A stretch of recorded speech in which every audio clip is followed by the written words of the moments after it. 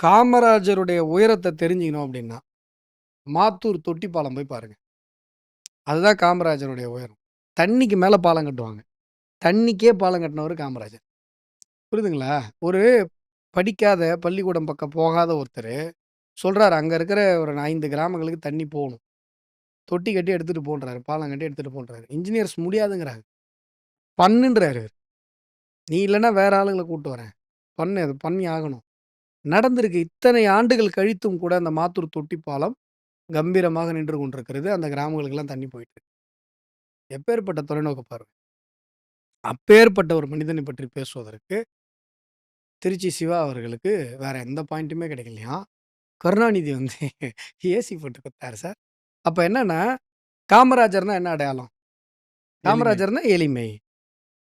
கடைசியில வந்து அவரு பொட்டிய தொறந்து பார்க்குறப்ப ரூ. 20 பணம் இருந்தது. அந்த ரூ. 20 எதுக்கு? தியாகிகளுக்கு பணம் குடுக்குறதுக்கு. சொத்து சேர்க்காத ஒரு மனிதர். இதெல்லாம் தானே அவருடைய இமேஜ். அத உடைக்கணும்.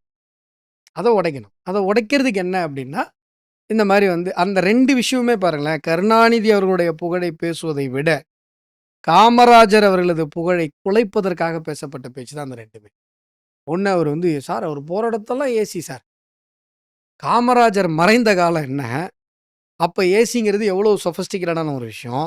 அவர் போற இடத்தெல்லாம் ஏசி கேட்பாரு அப்படிங்கிற மாரி நீங்க வந்து ஒரு ப்ரொஜெக்ஷன் இப்ப கிரியேட் பண்றீங்கன்னா, அப்ப அவருடைய அந்த எளிமையின் உருவங்கிற மொத்த விஷயத்தையும் என்ன பண்றீங்க? உடைச்சு சிதைக்கணும்னு நெனைக்கிறீங்க.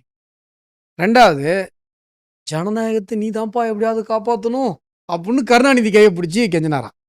ஏன்டா? ஆனா, அது சரியான ஆதித்யா டிவி மாரி இருந்தது அது.